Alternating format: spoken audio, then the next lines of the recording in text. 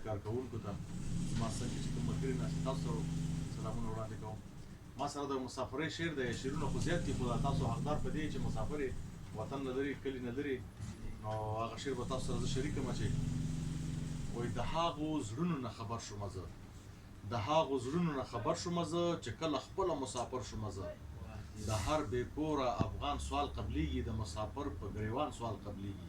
روغ رمټ ځان مې لیونی ولید او ما په ژوندون باندې مرګی ولیده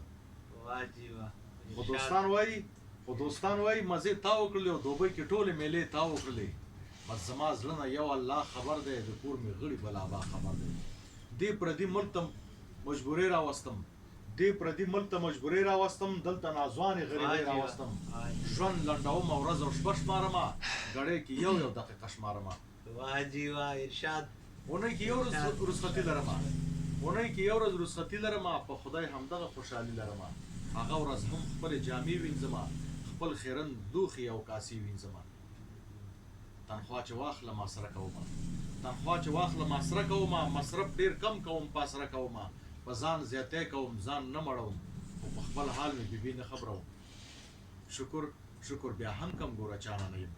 شکر بیا هم کم ګوره چانه نه یم یو څوک لرمه بې جانانه نه یم زما فکرو کې ورځې شپې تېروي هغه هم لږې او تنګسې تېروي د پلار او مور مې خدمتونه کوي هم د ټول کور مې خدمتونه کوي او خپله د ځان سره خبرې وایم نن د هغې یاد کې سندرې زما ښکلې او خوږې ملګرې د ژوند شریکې پښتنې ملګرې د ګلاب ګل نه هم نازکه یاره د تنارو لمبو کې ورکه یاره بغیر له تا نه ګوره ژوند مې ګران دی زما خو تا باندې ټول کور سامان دی غمجنه دې نه راته نوره مه شي درته دعا کوم سرتوره مه شي زه یوه بله خوشحالي لرمه لکه ګلاب په شان بچي لرمه او شکل نه هر یو ډېر هوښیاره ښکاري پښتان شته پلار کې بې پلاره ښکاري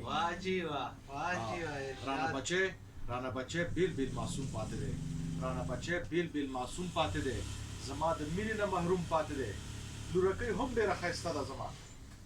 هم ډېره ښایسته ده زما وکړې یقین د زړه ټوټه ده زما او مسافرۍ داسې ګیر کړې ما او وړوکې زوی بالکل هېر کړی ما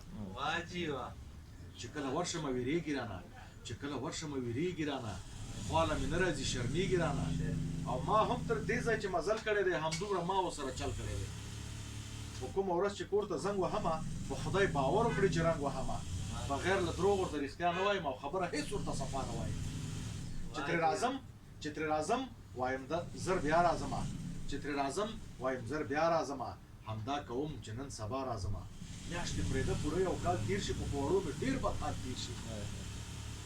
بچي مې لږ شانتې لوی شوي دي اوس بس په هر څه باندې پوه شوي دي اوس ټول راته وایي ته دروغجنې پلاره مونږ دې هېر کړو که برجنې پلاره د اورېدو یې زه هم تاب نه لرم د دې خبرو یې ځواب نه لرم د وړو مور یوه ګیله کړې وه ما ورسره کلکه وعده کړې وه ما ویل اختر ته خو حتمي درځم او دا سوچ ونه کړي چې خالي درځم تاله جامې او غاړکۍ راوړم درته د سرو زرو والې راوړم قسمت هم موږ سره یاري ونه کړه او ما په خپل کور کې خوشحالي ونه کړه کمکی اختر او لوی اختر تېر شو په مونږه سم لکه محشر تېر شو د اختر شپه کې تقدیر ته ژړل هغې زما ګوګلي تصویر ته ژړل نه په ځوانۍ او پیغلتوب پوهه شوه نه په خوښۍ او ناوېتوب پوهه شوه قسمت زما هم ګیره سپینه کړله مسافرۍ مې وچه وینه کړله خپل کور کې خان و مخاني تېره شوه